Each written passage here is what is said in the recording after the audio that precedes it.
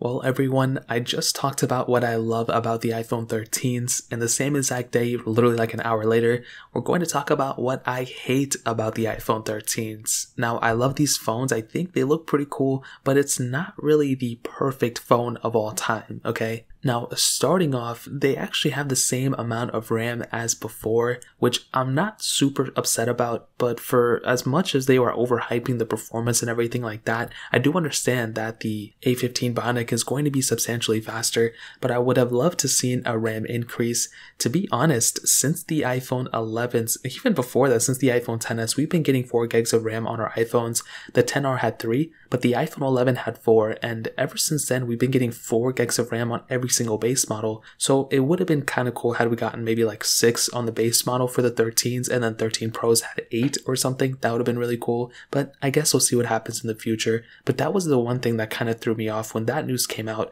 But on top of that, another slight issue, not really an issue, but a very weird change they did, was that the A15 Bionic chip that's in the iPhone 13 is technically slower than the A15 Bionic that's in the 13 Pro. Now, this has never really been said before. You know, we've really never had this issue, or not an issue, but we've never had this ever happened before. Typically, all the iPhones that came out with that same chipset were the same exact speed. And now we've actually gotten news that the iPad mini 6 apparently is even slower than the iPhone 13, even though it has that same chipset. So I don't really know why they did this. It really adds a little bit more confusion to the whole entire iPhone lineup, in my opinion, because like for me, example, I'm going to test these things and I'm going to be curious to see how much of a difference that is. But like I mentioned, the M1 MacBook Air and the M1 MacBook Pro, they kind of had the same issue too, but I'm curious to see, why they did that. It was obviously for people to be incentivized to pick up the 13 Pro more, but it is pretty interesting in my opinion. Now, next up, this thing completely threw me off, and I don't know why they did this,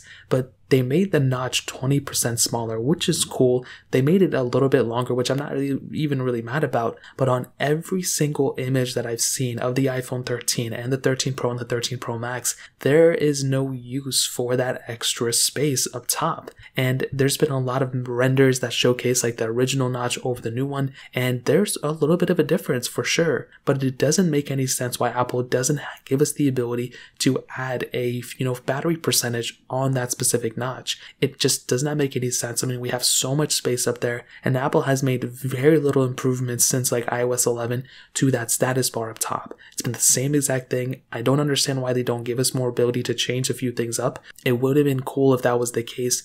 Unfortunately, it's looking like that is not the case here, and I would have loved to have seen Apple give us that battery percentage. That would have been really awesome. Now, finally, this isn't really that big of a deal, but the bodies are pretty much identical to the predecessor, the Pros specifically. There's a cool color option here and there, but body-wise, they are almost identically the same. The iPhone 13s do have that diagonal, camera a little bit, but the other thing that kind of threw me off too is that pretty much it looks like if you have any of the iPhone 12 cases, they aren't really going to fit on the iPhone 13 models. So if you have a 12 Pro, it's not going to fit on the 13 Pro. I think it's kind of whatever. That kind of happens almost every year, but it would have been really cool had we had that capability and Apple just kept it in the same body. That way we don't have to rebuy all these accessories. And that's really pretty much it. Those are the main things I hate about it. Other things that were kind of rumored, apparently the battery size on the 13 Pro is smaller than the 13. I don't know if that's true. I also wish they brought the charging brick back for us spending this much money on it, but it's totally okay. Those two things I can kind of live with. I don't even know if that other one is true, but we'll see what happens when we get them in-house. If you guys have any other questions or anything like that, let me know in the comment section below. Hit the like button, that would mean so much, but definitely hit that subscribe button. More importantly than everything else, I love every single one of you guys. Hopefully I'll catch you guys in the next video. Peace out till then.